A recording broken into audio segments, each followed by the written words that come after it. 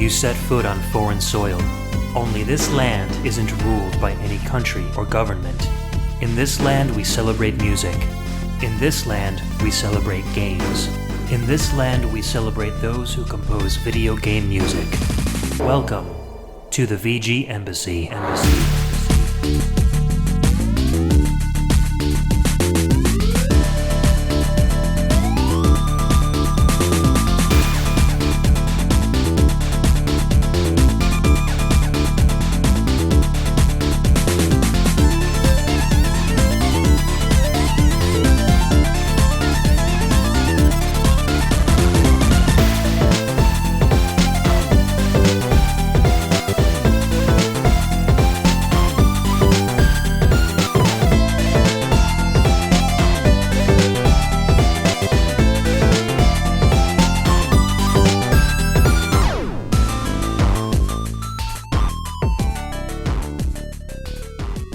Welcome and thanks for tuning in to another episode of the VGMbassy. This is a show centered around video game music and the amazing online community of fans and podcasters that enjoy it.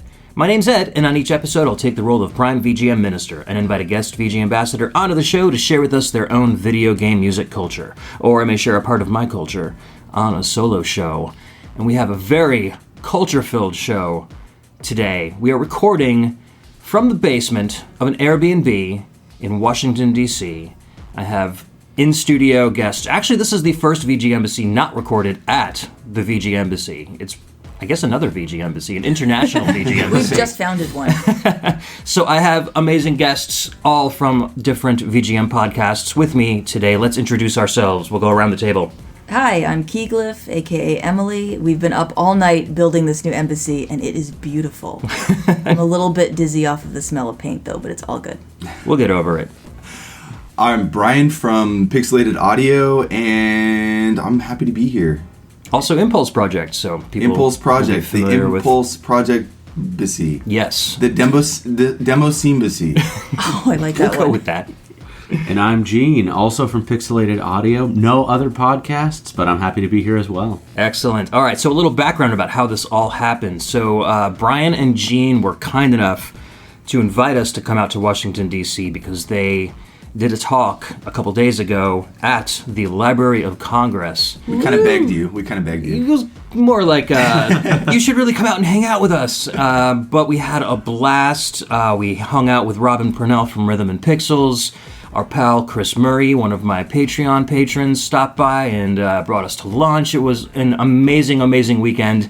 This is the final day that we are all together. Right after the show, we're packing up and heading back to our respective embassies scattered around the U.S. So I thought as a show, a great idea would be to center our picks around the theme of America. We're keeping it very loose. It could be an American composer, it could be a game that takes place in America, or anything to do with America. Since we're in Washington, D.C., since we've had an amazing visit yesterday walking for like 10 miles and seeing all of the Washington, D.C. sites. So that's not an exaggeration. We walked about 10 miles. Literally 10 Quite miles. literally, twice across the Capitol Mall. Yeah, and we had an absolute blast doing so. Now we all get to spend 5 hours on planes and cars getting home, which is going to be fun. So we're going to go around the table, and we've all got 2 tracks that we brought to the table. And I think we're going to start with Emily, correct? Yes. So, in the style of my podcast, Sound Test Roulette, I basically just did a word search. We just came off of a recording last night. We did another podcast recording last night. Got up early this morning. Before I went to bed, I just dumped in America into my my library and saw what came up. And then I also did a little YouTubing. So this first one I got from YouTube. This is not from a game that really has a whole lot to do with America, but it has an American stage in it. So we're going to be listening to America Stage from Sonic Wings 2, also known as Aero Fighters 2, for the Neo Geo in the arcade, 1994. And the composers on this were Shoshi Hosoi, Hiroyuki Ito, and Norie Aoki, Tadako, and Hira. You got a tongue twister of names right there.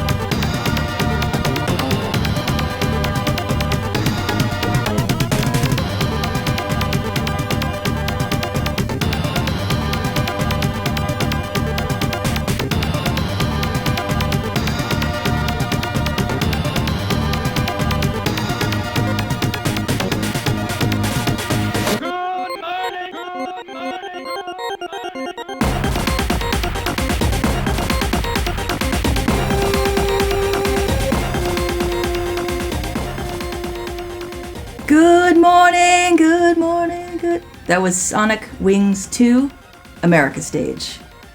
Are we all awake now? It definitely was a good morning for me. Holy cow. That was a crazy track. Oh, I loved it. It had three different time signatures, 2 different time signature changes, which I love. Kind of a wall of sound, too. And you are flying over an approximation of North America in this stage. So to kind of give a little background on the game itself, which I didn't know about until I looked up this track, it is a vertical shooter for the Neo Geo. It looks beautiful. It sounds awesome. And the levels all take place in different countries, and some of them take place over the ocean. And you are defending the Earth from some kind of alien threat. There are 4 countries that are involved in fighting this alien threat, and they have presented their best pilots, 2 each from each country, to defeat this threat. If you're playing in 2-player mode, in either the first or the second of these games, everybody chooses a fighter. In the first game, apparently, you had to choose fighters from the same country, so the first player chooses country, and then the second player is kind of auto-assigned what they're going to be. In this version, you can actually choose whichever pilot you want, and they have unique dialogue between the 2 characters and unique endings depending on the pairings. Oh, that's cool. I thought that was really, I didn't know that neat. part about it. And who are the American pilots? I don't actually know the pilots off the top of my head. I don't know which countries they come from. I can give you kind of a smattering of choices. One pilot is a team between, I think, like a Greenpeace representative and a little child, which is interesting. There's a dolphin. There's sort of an androgynous kind of like an idol type character. I'm guessing that's probably Japan. That's, I think, France. Interesting. All right. Yes. Yeah, the Japanese tend to portray French people as very androgynous. So I'm trying to remember which country the dolphin is from. I saw just in the little bit of the playthrough that I watched on my screen while we were listening to the show. One of the American pairs of pilots was a pair of robots, like very boxy, like old style. Oh robots. yeah. One of them is a smaller one. One of them is actually a guy. Is just his head, and he's been put in a robot. Okay. Body. Interesting. So he has dialogue about how, like, I hope this body's as good as my last one. Don't know what happened to him. I think he's a character from the first game. So what's interesting, what I thought was particularly interesting about this game, other than the multiple endings and the combinations and things, is how serious the gameplay and the music is, and then how kind of wackadoo the characters are. And you don't see the characters really while you're playing the game, except in little cutscenes, and the cutscenes are really cute. So, awesome. In between stages, the dolphin's like, I'm the first dolphin pilot, and I never thought I'd be flying over this country, and I can't let them take over Mexico. It's really kind of cute and fun. So, cool. If you like super serious shmups, but you also like a little dose of silliness, this might be for you. Did you ever play the first game? Mm-mm. Airfighters, it was a lot of fun. I liked it a lot, and the second game is good too. The first one it was a much more kind of traditional. Right. I don't want to say generic. I don't remember. It didn't have anything. Really I don't remember any crazy. of the silliness in it either. Yeah, but it's very similar to any of the other kind of vertical shmups like 1942, anything like that. Yeah. It was fun. I played it quite a lot. Pretty much anything on Neo Geo. So I mean, I ran through this several times. Probably used the MAME cheat and just put in as many quarters as I could. Right. Whatever. But yeah, this is a great track. I really enjoyed it. The second one has a lot more in common with like Gunbird 2, where there's a lot of story involved and characters that are talking to each other as you're flying through the stages. So, but the track was crazy and amazing. I mean, it went so many different places. I felt like sometimes it was like emulating like Castlevania, and sometimes it went on like a Ghouls and Ghosts, but then sometimes you just got this like rock dance mix. Just a lot of fun. I can't speak for this track specifically or the game really, but like for this area, I wonder does it go through a change or something? Is that maybe why they had the music kind of go through different There are themes? some changes. It's a very bizarre stage, and unfortunately, everyone keeps noting that it hasn't aged well, because I believe at the end, I was trying to watch a long play last night and I couldn't watch. We've been having stuttering internet, but I believe at the end of the stage, you actually wind up destroying the World Trade Center, which is kind of an unfortunate artistic choice, obviously. Yeah. Well, 1994. I know, but so just be aware of that if you're going to be playing this game. It was a strangely common trope I believe in the it. 80s and 90s, and I don't know why. Yeah. Well, biggest buildings. Yeah. Yeah. But to your question, at some point you're just flying over landscape. At another point you're flying over an amusement park and then city. So I don't think that these parts of the tune are linked to any of those like pieces, they weren't thinking about that at all. They were just like, I don't think so. Nothing about this strikes me as particularly amusement parky, but there it was. They were roller coasters. Well, the only reason why I bring that up is because they had the opportunity, since it's on Right. rails, right? Like they could say, oh, all right. Yeah, they could At 2 minutes, choreograph 35 it. seconds in, we got to play some carnival theme stuff. Yeah, absolutely. They could have choreographed it for sure. All right, well, let's move on to our next track. We don't have a lot of time to record today because we are packing up and heading out of here by noon, so we got about an hour and a half. So let's get going with Brian's pick. What do you have for us today, sir? All right, so I came up with these last minute, but I'm really excited. I think they're all really good tracks. The first one that I want to play here is from Codename Steam, and it's called Lady Liberty. So let's take a listen to that, and we'll be right back.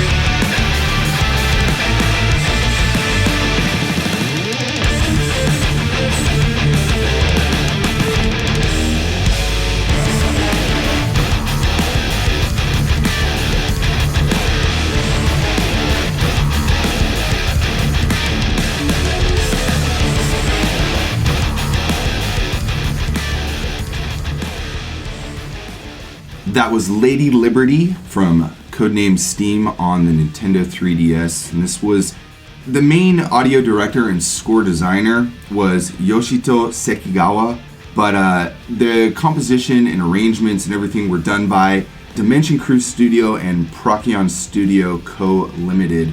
I'm not sure, they don't have an individual track breakdown of who did what, but that's apparently like how the overall project went. This game was released in 2017, I believe, for the... Oh, it wasn't that late, was it? No, I think it was like 2014. It was a while back. Yeah, it was close to the it was launch of the 2015. 3DS. Yeah, it was 2015. And it was a new IP from Nintendo and Intelligent Systems. They were trying to do something new. You know, Nintendo's always kind of built this legacy of reiterating on their past IPs over and over and over and over, and they really don't do a lot of new stuff every now and then.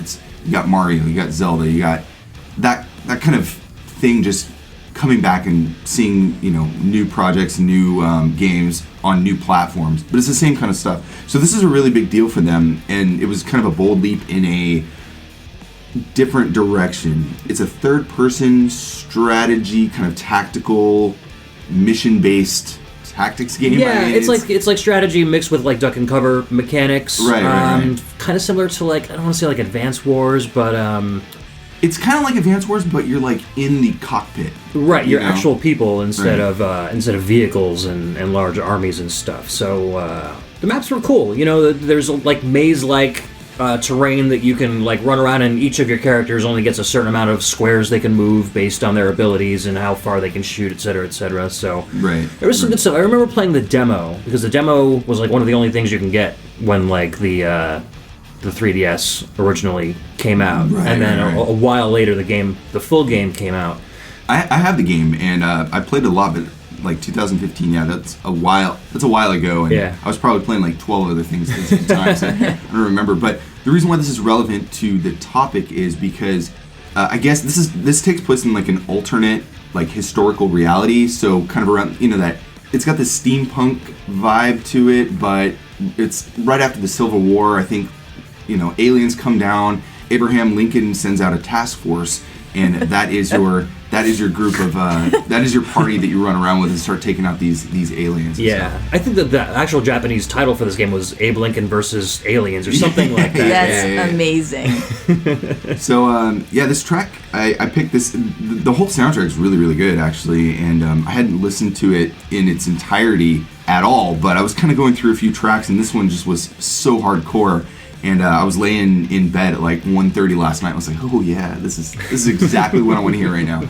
So I picked it for the show. It's funny because we spent a lot of time at the Lincoln Memorial yesterday, and now I'm envisioning like the same memorial, but like Lincoln like sitting there with like a laser eye patch and like a laser gun on his side as he's standing sitting on up his and chair. pointing out at the aliens. That's exactly what I was imagining. Just like, no. And behind him there's an engraving of some like UFOs or Yeah, something. like a big scar on his eye. Well, it's like my favorite episode of Dexter's Lab where he's fighting with Mandark with Washington versus Lincoln. They get the statues of Mount Rushmore and just battle to the death. That's awesome.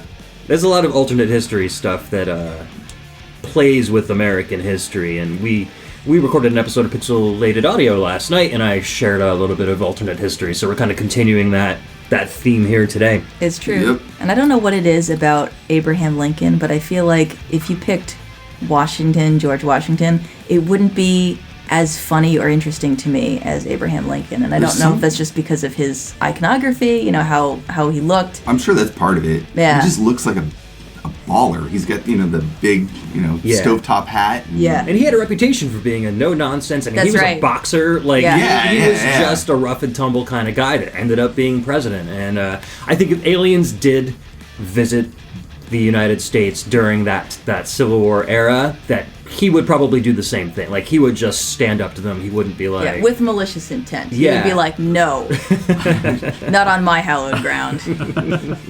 Get out the laser muskets. We're doing this. All right, so let's move on to our next track. Gene, what do you have for us today? So, I have the main theme from Toy Soldiers Cold War. This is not surprising. No. Well, this harkens back to that sort of 80s period. It's a bit of a mix of that Cold War, Rambo style, Rocky. You have a character that looks just like Sylvester Stallone on the front cover of this. Always. Awesome. All right, and this is by Nathaniel Papadakis. Let's go.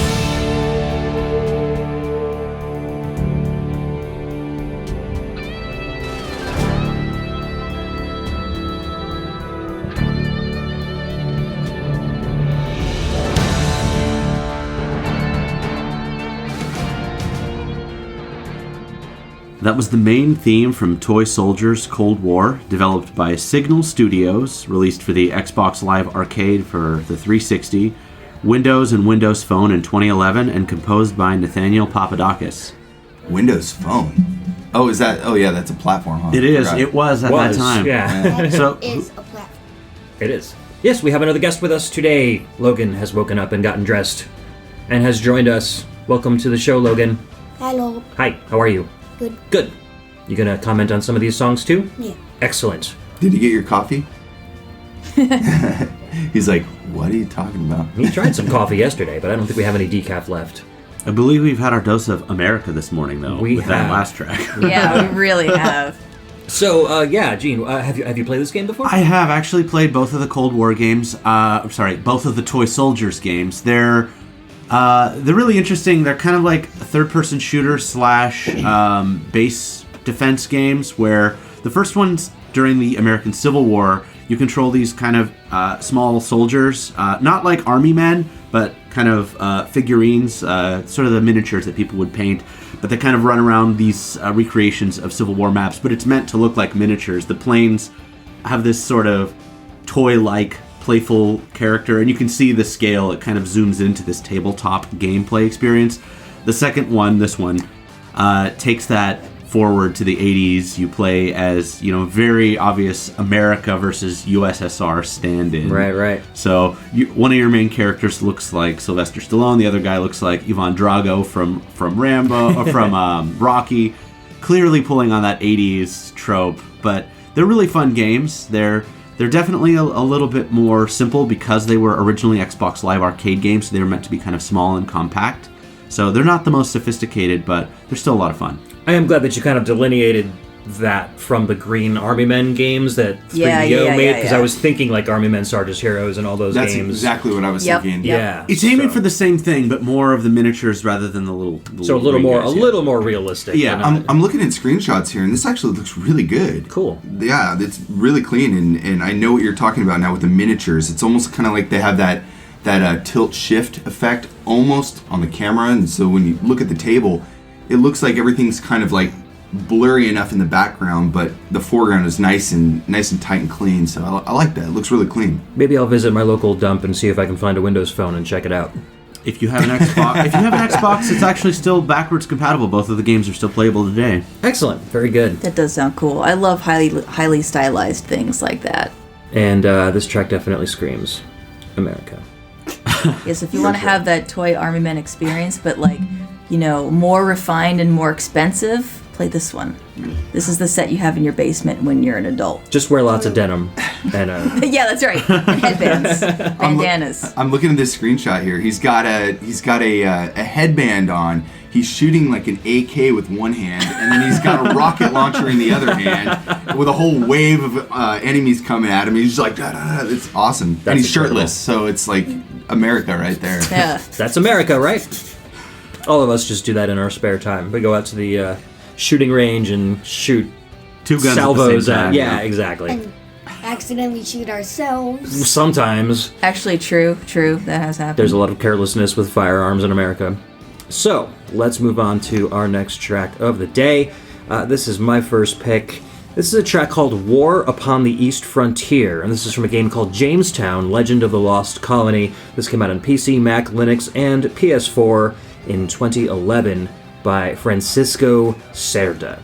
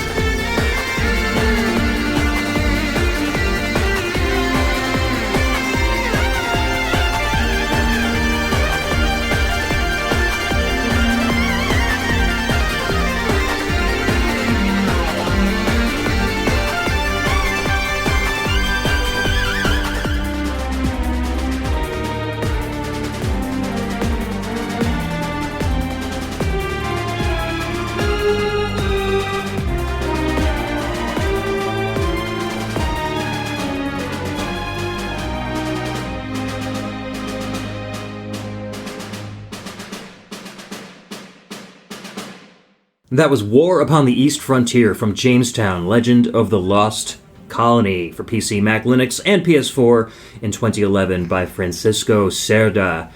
This was a game that I think the same as Brian, we were talking earlier, we both picked this up in a Humble Bundle at some point, and it's a pixel art vertical shooter, kind of an indie title, that came out just when like pixel art games were starting to come back into kind of a fad, like around 2011. And it really caught my eye because it had really, really good graphics, and the reviews were very good.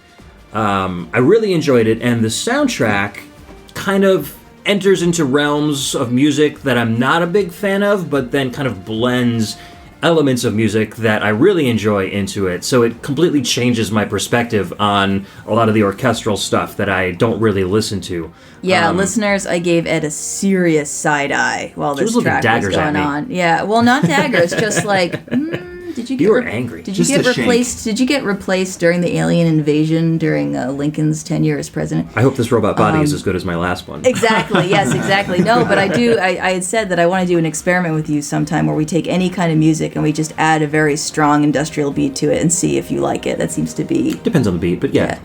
I think it will. And I described it as adding sugar to black coffee. Like it immediately makes it more palatable when you add some element of rhythm to like a free form orchestral piece. I just gel better with a beat that I can predict. Anyways, I really like this soundtrack. It has a lot of elements. So this is another alternate history, and it's very actually similar to the Codename Steam game, in which, in this case, aliens visit the Earth during the time of colonization. So we're talking like Pilgrims and Croatoa and obviously Jamestown, it's the name of the game, but there is life on Mars, and Mars visits the Earth and imbues us with higher technology. So you are a colonist, and you are fighting off the aliens because Mars and the humans end up rebelling against the Martians because Mars wants to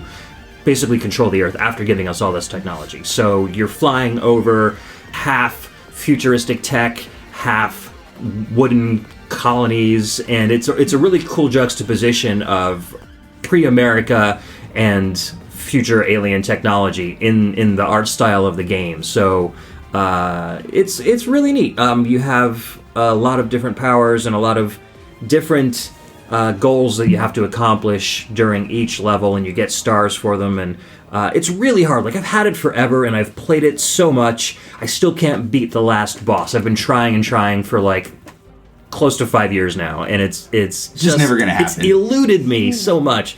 I just want to get, like, a trainer or a cheat or something to, like, just get it through finish so it you so I can can get it out of my head. Have closure. Yeah, and I don't want to watch closure. a playthrough because I want to like see it for myself. But this is a great game. It's usually very, very cheap because of its age, but it's aged very well. It feels like any of the indie titles that you're going to find, in Steam nowadays. So it's worth picking up. I remember them pushing this pretty hard when it came out. It was on, I think it might have come out on Wii as a WiiWare game. Maybe it was just Steam. Just PSN and Steam. Yeah, it was PSN. Sorry, and they were pushing it pretty hard because at this time the retro graphics really hadn't been done to death yet. Right. So I think they wanted people to really give it a shot. The only thing is I think that what really hurt, and I know this is kind of a dumb reason, but the title screen didn't reflect anything that you were going to get out of the game. Yeah. And I remember a lot of my friends blowing it off. They're like, oh yeah, I've seen that a million times. I have no idea what it's about. They look at screenshots and then they're like, oh, this is something I might be really into. Right. You're not going to think a game called Jamestown the Lost Colony is going to be a really cool vertical shooter. And why would you? Right. And so I think after people started giving it a shot, like the reviews were really, really good. But there was this period for about like a year or two that they were really trying to get this, into everybody's hands. And then on PSN, I think it was a free game on PSN Plus maybe like 2 years later. And then I think that's when people were like, wow, this is actually really, really good. So there's this big window from release that until that free download came out, that not a lot of people experienced it. And so and I was one of them too. I didn't really play it until a little bit after it was released on PSN. Yeah, I think it was or more a of a Humble Bundle. Yeah, the Humble Bundle was just part of a bunch of different other shmups. Right. So I would never have even, like you said, given it a second thought if it hadn't been in that group of games, and I owned it anyway, so I may as well, check it out. Yeah, so. and I may have played it on Humble Bundle through Steam first, but I'm pretty sure it was on PSN as well for free. Cool. Yeah, this was a game that I've wanted to share, a little bit about for a very long time, but I've never had a really good niche or theme to fit it into, and I was like, oh, this is perfect. It's like American colonization, so let's roll with it. And so I'm glad you had some experience with it too. That's really cool. I actually had this one confused initially with Sine Mora, which came out a year later, which was a horizontal shooter. Oh yeah, that's Right, a great game. right. And I remember it having a similar soundtrack, and they came out close together, and one was a vertical shooter, one was a horizontal shooter. I'm pretty sure I have this one in a Steam library, but until this moment, I'd sort of forgotten about it, actually. So I might have to go back and check it out. If I have it, I'll definitely play it. It Yeah. can't be more than a few bucks now. Yeah, sure. They've really gotten this in a lot of people's hands, and they put it on every sale imaginable. So. Yeah. Cinemora has a great soundtrack by Akira Yamaoka, which is very different from all of his Silent Hill stuff, so that's worth checking out too. All right, ready to move on to our next one? Yes. All right, Emily, what you got for us? So something I've been realizing from doing this episode is that I guess the two things that are most associated with America by theme are pilgrims and war. A lot of war games. I'll agree. Yeah. So a lot far of in pilgrim this show, stuff. it's been kind of what Yes. it's been. So how about something completely different? We're going to be listening to a track from a game called American Battle Dome for the Super Famicom. 1995, was never released in America, and has nothing to do with America, but has America in the title of the game. That is pure American. Right Yeah, there. this is what you get when you type in America into your search box. This is the track Heaven, and the composer is unknown, but it could be the Tsukuda sound team. All right.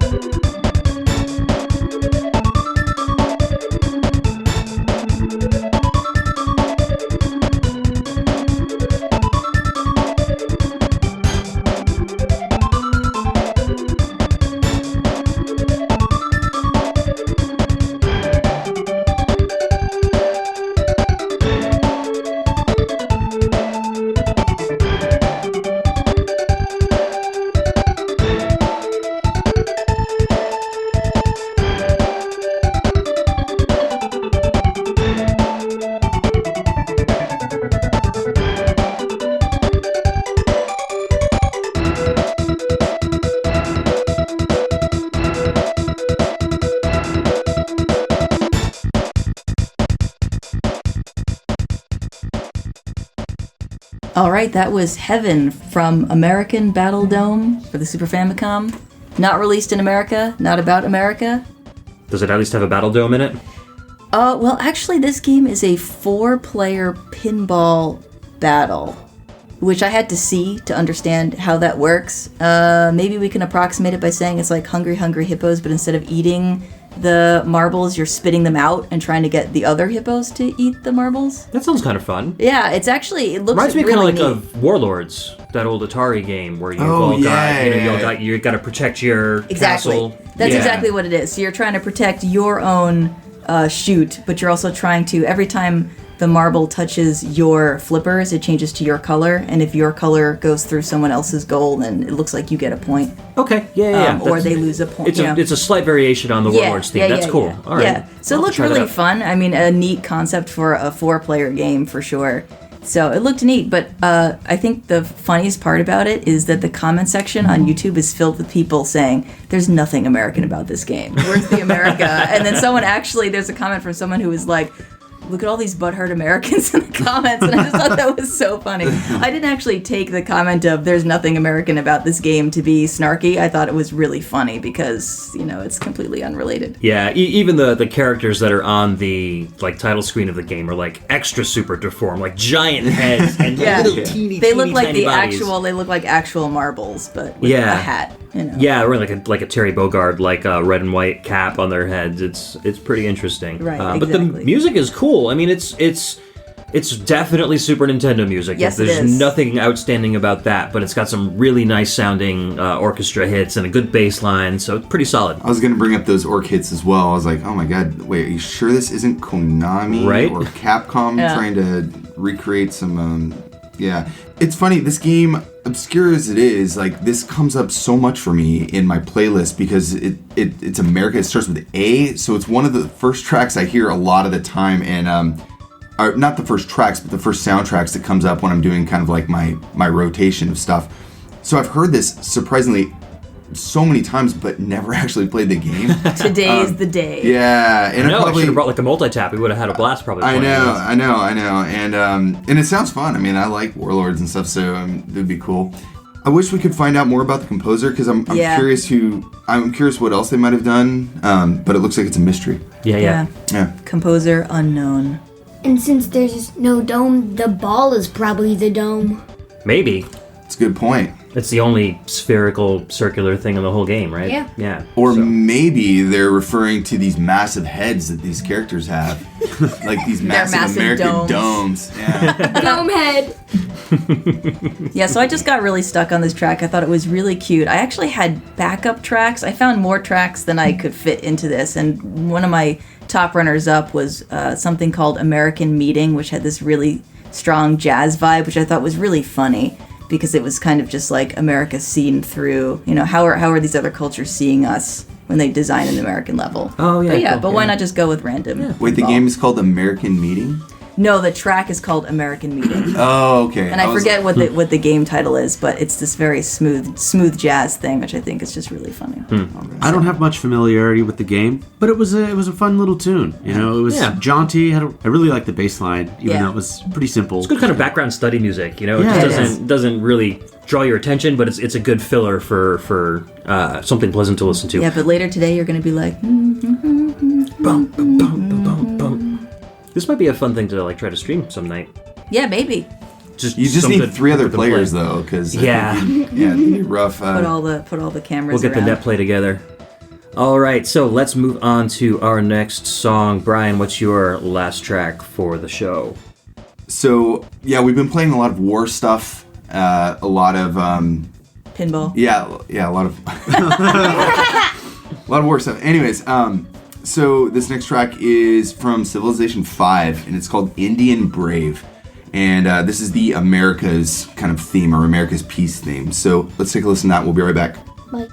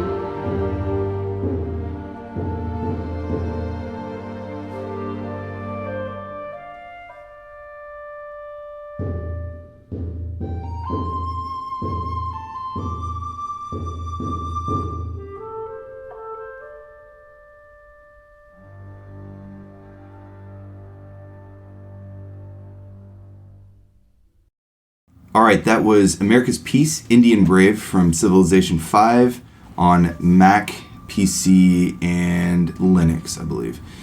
And this was written by Michael Curran and Jeff Knorr. Civilization was an important game to me, and when I was a kid, and especially the first two games, I never fully got into Civ 3 and beyond, but I still really appreciated the titles. This one, this track stood out to me this morning. I was trying to pick some tracks, and I had a few that I really, really liked because the soundtrack really is very authentic, very mellow, and I just thought that this was a great way to represent early America. I totally agree, and I feel this is very authentic to Native American music. I mean, I'm no expert on it, but I don't feel like it's taking those tropes of, stereotypical Indian stuff. I feel like it's very respectful to the culture. Right, we were talking this morning, a lot of games that came out of Japan were, that featured Native Americans were very culturally insensitive, but not I don't think on purpose. I don't think it was meant to be, because they were making fun of everybody. Right, it's kind of all they were exposed to, too, maybe. Well, they also have a really great sense of humor with themselves. If you play games that have Japanese levels, just think of Street Fighter 2. I mean, like, you play as a sumo, you can play as Tomahawk and stuff like that. Oh, Super Street Fighter. Yeah, Super Street Fighter. And Zangief. I mean, it's all these ridiculous Oh my god, I just realized that T-Hawk is short for Tomahawk. Yeah. It's It took me 2 decades to just now realize this. Anyways, did I say Tomahawk or T-Hawk? You did. It goes by T-Hawk. I never made the connection that T-Hawk and Tomahawk, like, that's why it's T-Hawk. Anyway, I always thought it was like Thunderhawk or something. Learning new stuff every day here on VGMbassy. Here we go. The Civilization games have really come to be known with some great music. I mean, they're probably since Civ 3, and we have Baba Yetu from Civilization 4, and this is an incredibly beautiful piece.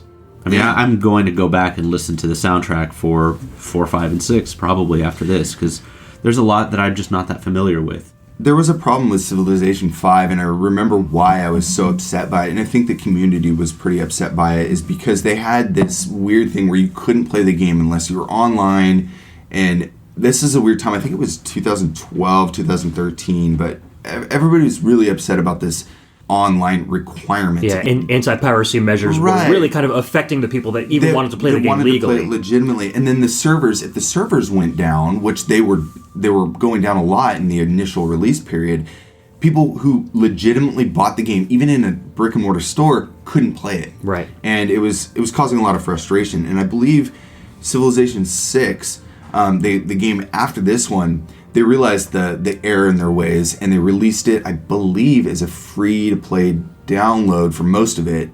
It's also released on iOS. It's all over the place now, and that makes the game more accessible. And the game has always been known for this really great historical approach of going through the ancient world into the modern times, but making these discoveries that were crucial to humans and our nature of wanting to learn more and get into war and all. It was really integral in my learning of history and what made just civilizations thrive and become these mass empires. So it has a really nostalgic place in my heart, even if I didn't really play much of 5. Cool. Yeah, I've never really played Civilization at all, so maybe I should.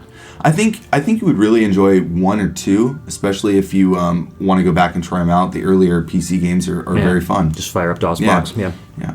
I really love that we did get some Native American themed tracks, because obviously a huge part of America.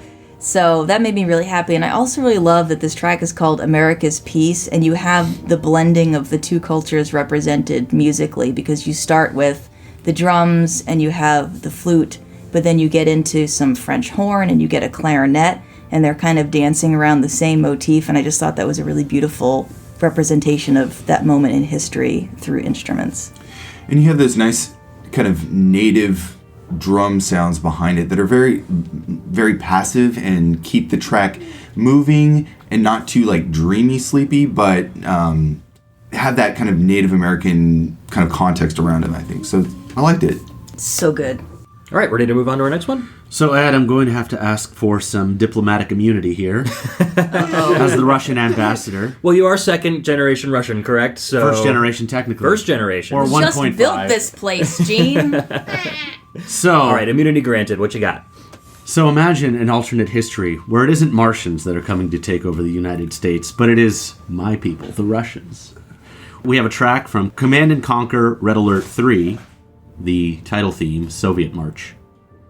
And, this was developed by EA Los Angeles, so technically they are American, so you might That's not true. even need immunity, because you're And technically following the rules. It was composed by James Hannigan, who I believe is an American. All right, well, then we're all good to go. All right, so Soviet March from Command & Conquer Red Alert 3, let's go. See ya.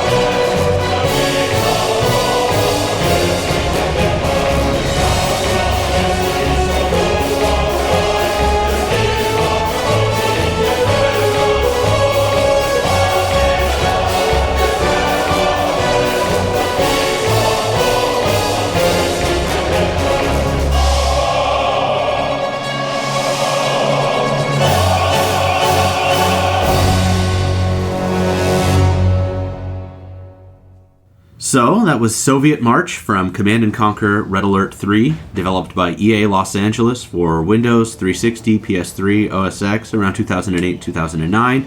Composed by James Hannigan, with other composers on the soundtrack being Frank Klepacki and Timothy Michael Wynn. So you had a little bit of a threat of the Russians in the first one, and this one, they are in full force. So we went to the Air and Space Museum, and my heart swelled with pride as I saw the real heroes of the space race. The Americans have their revisionist history, but we knew who got there first for the important milestones.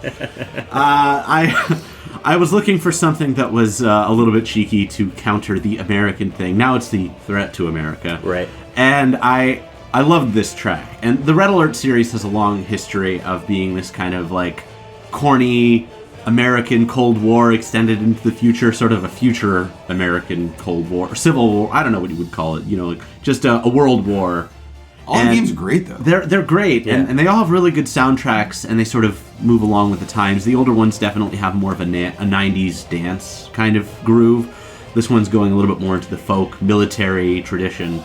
Yeah, I know, we throw around the word bombastic a lot on VGM podcasts, but I don't think any tracks come as close to bombastic as this. This one is just full 110% It's more bombastic. propaganda. Yeah. They have like Join the up. horn. They have the horn section turned all the way up to like 12 on this one. Right. So yeah, you're gonna get that. Speaking of war propaganda, Gene actually has the lyrics. Yes, before we get into commentary, I wanted to read a short transcription here from Quora, which is, "Our Soviet Union subjugates the whole world like a gigantic bear from the east. The sheep wander aimlessly without any cause, yet the Soviets' bear is on the hunt. Our brotherhood's a good life, our generosity is without compare. All those with us are strong, all those against us beware. It'd be a shame if we had hardships." And finally, "To all us around us, it's not worth your while. If we were to turn you to ashes, we thank you profoundly and bow to you deeply from the mightiest nation in all the world." Wow. God. Putin right now is smiling for no particular reason, and he can't figure out why. I mean this very sarcastically. I don't have any real ties to Russia or the Soviet Union, but every once in a while I have to remember where I came from and my cultural traditions. No, this is excellent. Oh man, that's the bear just hunting the sheep. The bear from the east. Yeah, the bear from the east. That is Love it. Bear insane. from the east.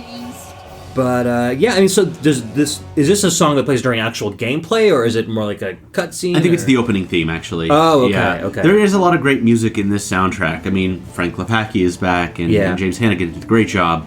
This one was sort of that revival of the license. I think about 10 years ago, they were trying to figure out if they could do anything, so they released a few games. There was like actual Command & Conquer 3, then they had Command & Conquer Red Alert. They were trying to figure out what to do with the license, and it was sort of a budget game. It wasn't nearly as huge as some of the earlier ones, but if you're not familiar with the Command & Conquer series, they're a real-time strategy game similar to StarCraft or Warcraft. You control a squad of people, tanks in this case, a lot of different units, trying to fight against the Red Menace, as you generally do in these kinds of games. That's very cool. You know, there are a lot of That's what I tell my wife when Gene's on his way over. Got the Red Menace. The Red coming over. Menace. Make sure you the bear from the east is going to be Right. at my doorstep in a little bit. Hide the sheep.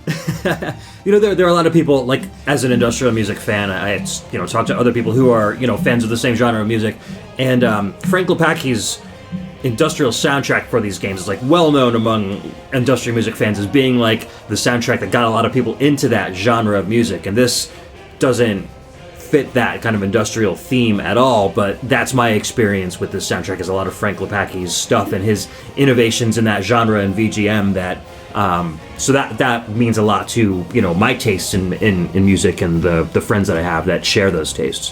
What I like about this tune is that I'm familiar with another Command & Conquer tune that has marching in it and so on, but it's more threatening, and this game is basically opening with like a boast, right? You're just sitting there like, "Oh, forget you, man, I'm coming. We're the best. Yeah, so I think that's really funny that it opens that way, because you could watch the opening and be like, yeah, this is awesome. And then like, oh, wait a minute, these are not the people I'm playing as. So I think that's really funny that they basically open with propaganda to be like, we're coming for you. And then the gamer just being like, I'm so mad. I'm gonna wipe that smile off your face. Now, I haven't played the game, so I could be wrong. You might actually be playing as the Soviets. Oh, interesting. But in the earlier games, you're generally fighting against Right, of course. the Red Army. I do like on the cover art there is an actual bear in Soviet armor. That's like, And it's to the right, so one could say it's to the east. it's to the east. Yeah, it has a hammer and sickle. Like, it's a Juggernaut-style helmet with like his ears sticking out. I couldn't And even there's see there's that. a hammer and This bear sickle on his is forehead. wearing armor. Yeah, pretty incredible stuff. So I'm going to counterpoint your Russian attack with my next track and the final track of the show. This is Mission 2-2, Cavern Base 1, from G.I. Joe, A Real American Hero. This is the arcade game that came out in 1992 from Konami, composed by Kenichiro Fukui and Tsutomu Ogura. Go Joe.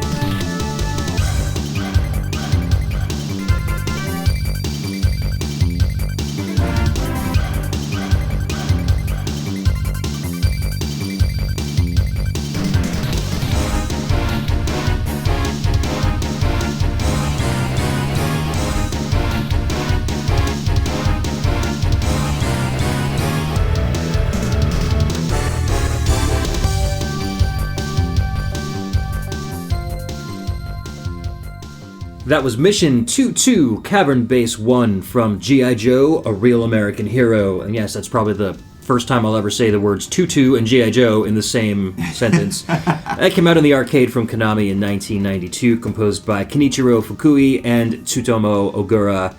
I used to love this game in the arcade because it stood out so much. You had these two giant guns that faced the screen, and the G.I. Joe guys were on the bottom, running into the screen in like a kind of a faux 3D perspective, and you'd be shooting down all the Cobra airplanes and bad guys, and it was a heck of a lot of fun, and the music was just rocking. So I, feel like these G.I. Joe guys would probably take down that Soviet Command and Conquer army, no problem. You've defeated our forces. Unlimited ammo. You've defeated them with synth pads and orchestra hits.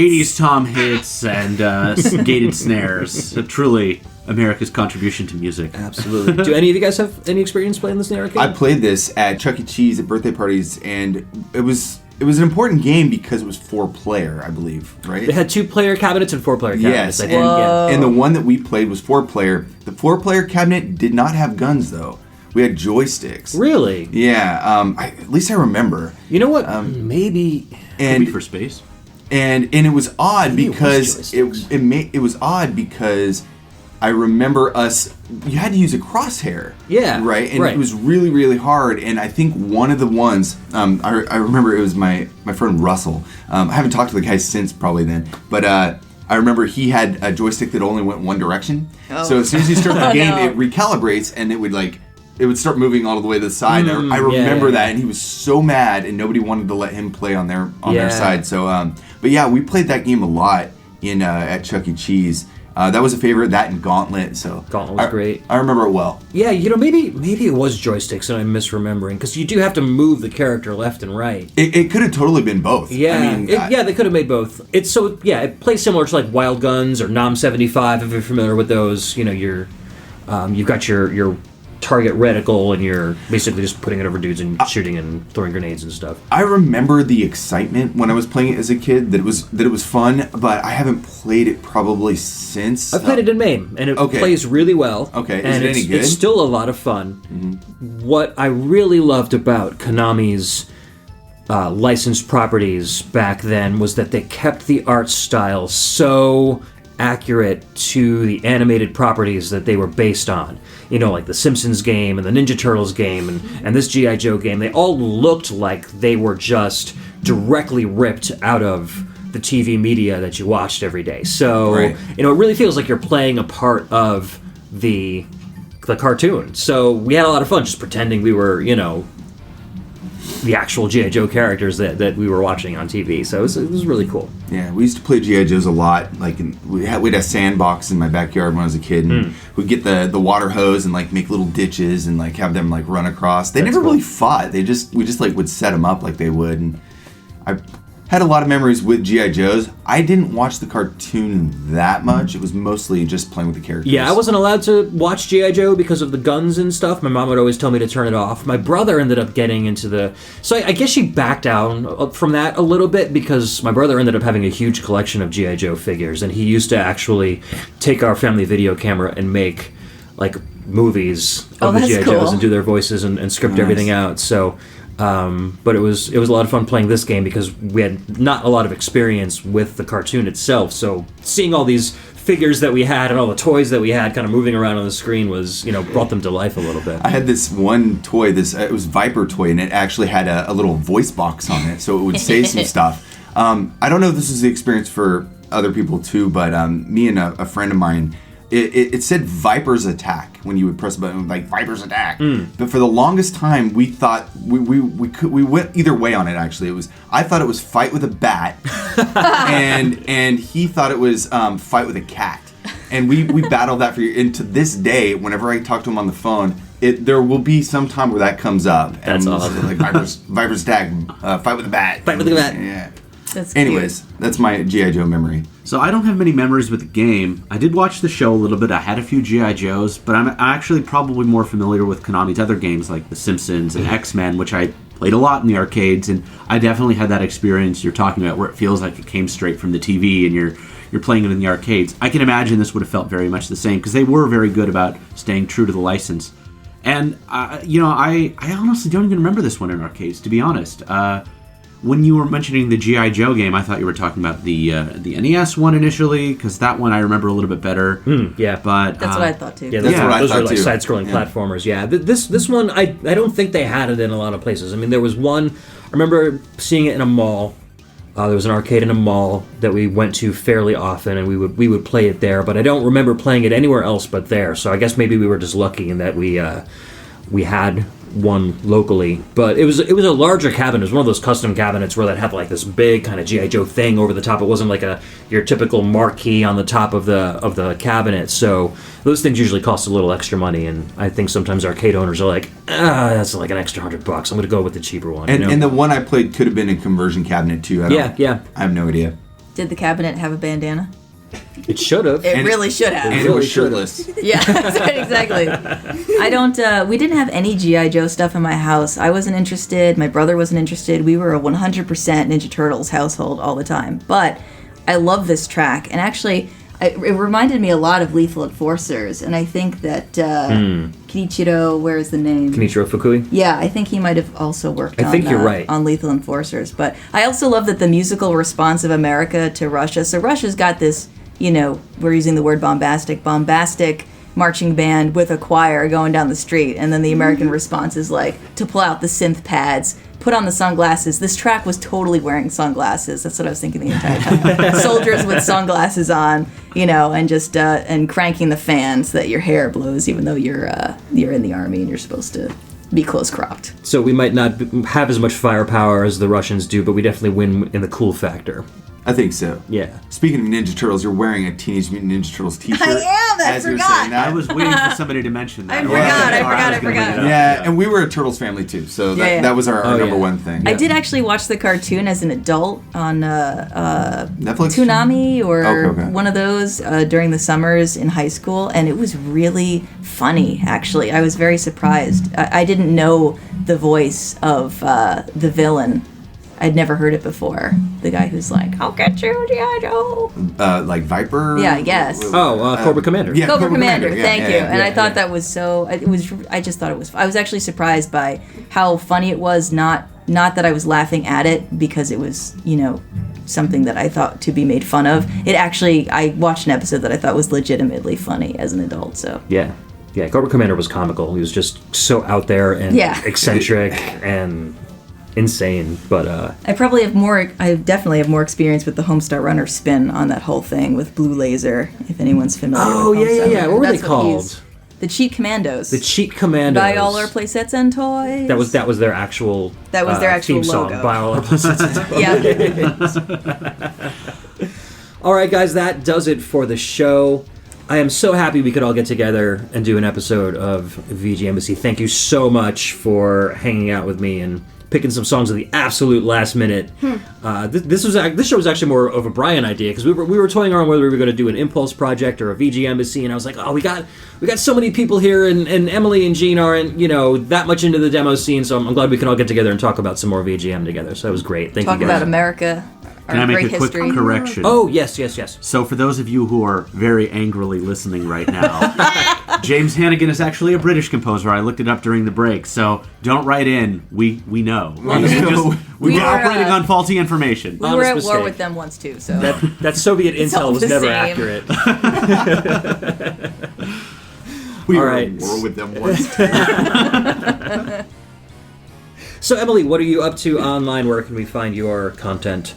You can find me at soundtestroulette.com. That is my little side project podcast where I randomize 7 VGM tracks each episode, and we try to unearth things that we haven't listened to before. We use different rubrics for each episode, so it's not always the same search limiters. So we dig up different things each time. And you can also watch me on Twitch. I haven't been streaming because I was in the middle of a big move. Later in April, I will start up again, so you can find me at twitch.tv/Keyglyph. And my approach to the Twitch streams is to try to replicate those moments that we had, just sort of hanging out in our living rooms with our friends. It's not about being good. It's not about necessarily education or beating games or anything. It's just about a bunch of friends hanging out in the chat and feeling like you're all sort of watching the same playthrough.